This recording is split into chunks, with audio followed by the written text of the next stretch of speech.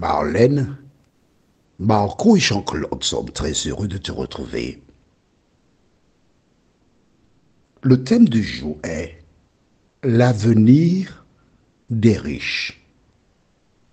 Les références se trouvent dans le livre de Luc, chapitre 12, les versets 13 à 21. Luc, chapitre 12, les versets 13 à 21. Et Jacques 5, versets 1 à 6. Jacques,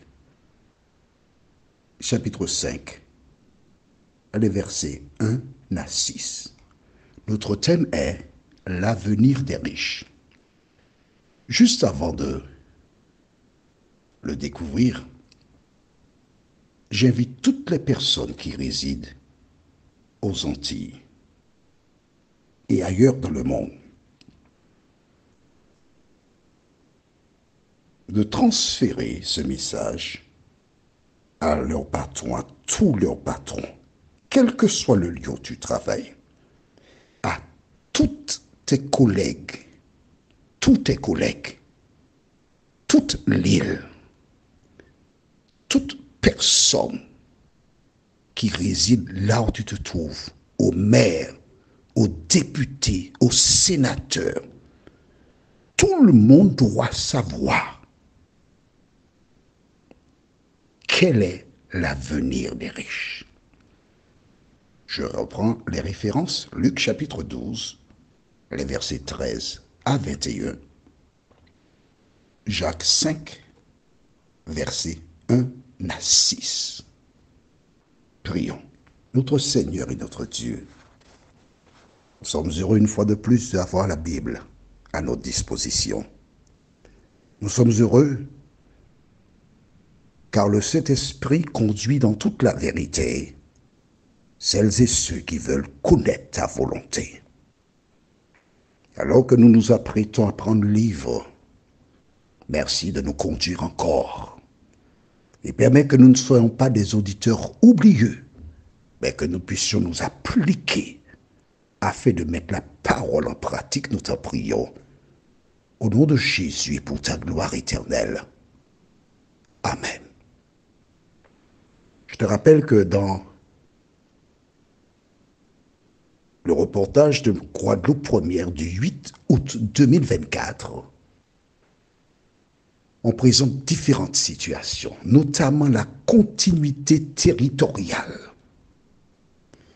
Je t'invite à faire tes recherches toi-même et tu verras le coût du transport entre Martinique ou Guadeloupe et la Guyane. Parfois, en 2 heures, on est en Guyane. 2 heures et demie, grosso modo. Parfois, le prix réclamé est supérieur à celui du vol Antilles-Paris. Comment expliques-tu cela? C'est Martin Luther King qui un jour déclara « J'ai un rêve ». Et quel était son rêve? De voir une petite fille noire marcher dans les rues des États-Unis en donnant la main à une petite fille blanche. Moi aussi j'ai un rêve. Jean-Claude a un rêve. Mon rêve, c'est que les politiques de Guadeloupe, Guyane et Martinique s'arrêtent un instant, réfléchissent et qu'ils créent une compagnie aérienne qui ne sera pas là pour exploiter les Antillais, mais pour permettre à celles et ceux qui désirent voyager de se rendre en métropole à un tarif moindre. Je profite donc de cet audio pour collecter, inciter des personnes dont les prénoms sont Bernard, Robert et autres. Faites une bonne chose. Mettez-vous ensemble. Au lieu d'avoir vos noms inscrits parmi les milliardaires d'Europe, de France, mettez-vous ensemble pour créer une compagnie aérienne qui permettra beaucoup de malheureux de se rendre dans l'Hexagone, notamment pour se soigner. Faites une bonne chose, au moins dans votre vie. Oui, d'accord, vous me dites que vous faites déjà des bonnes choses, mais cette chose-là, vous pouvez le faire. Vous pouvez le faire. Vous êtes né aux Antilles. Vous avez grandi aux Antilles.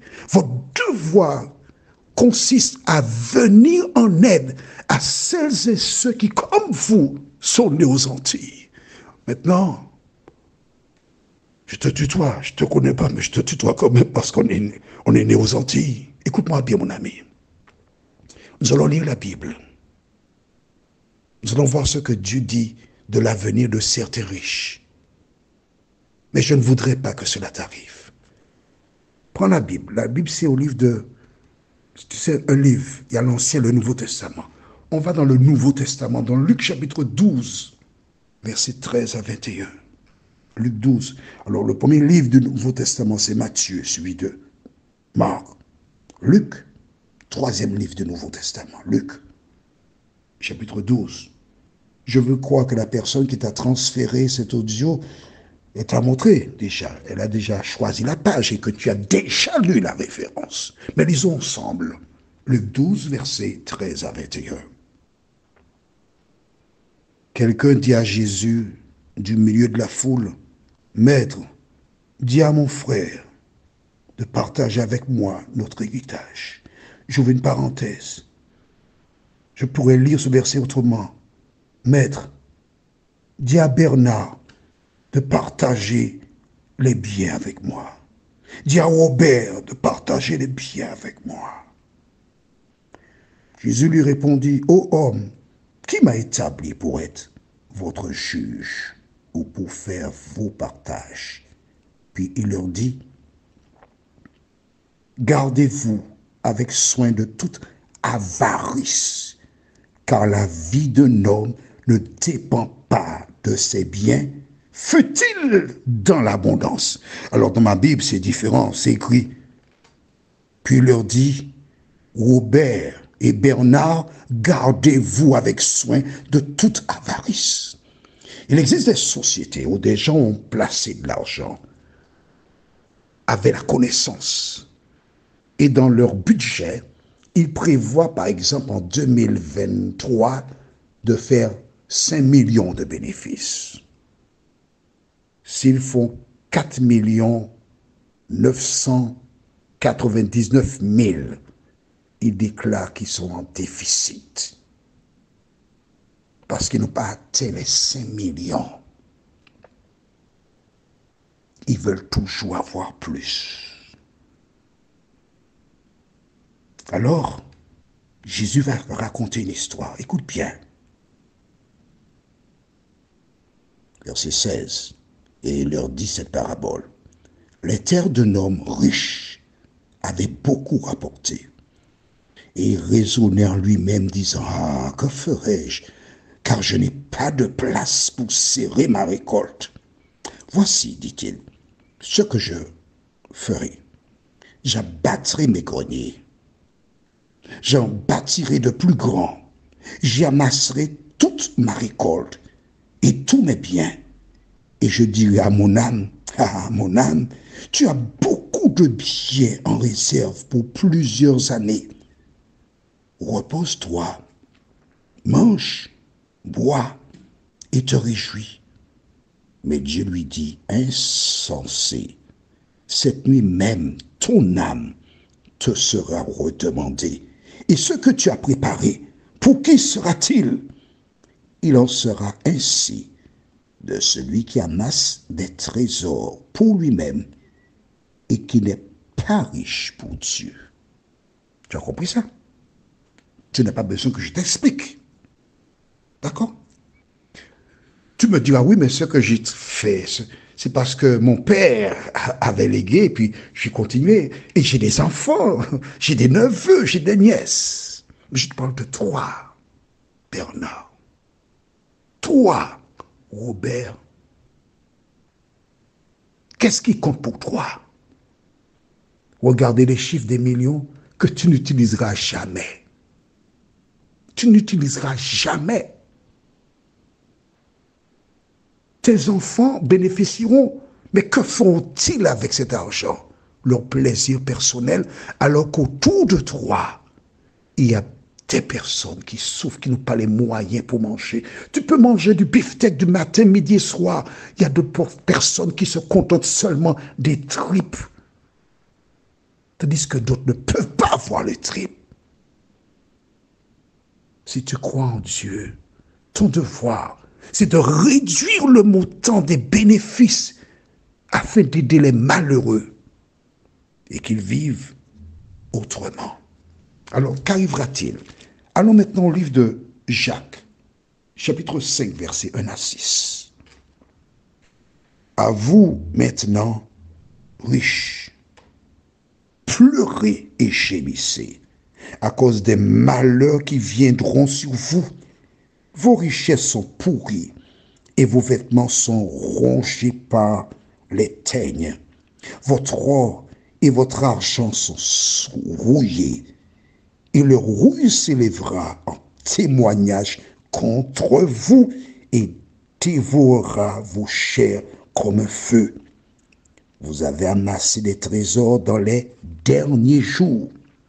Voici le salaire des ouvriers qui ont moissonné vos champs et dont vous les avez frustrés. Cris, et les cris des moissonneurs sont parvenus jusqu'aux oreilles du Seigneur des armées. Vous avez vécu sur la terre dans les voluptés et dans les délices. Vous avez rassasié vos cœurs au jour du carnage. Vous avez condamné, vous avez tué le juste qui ne vous a pas résisté. Est-ce que tu entends ça, mon ami?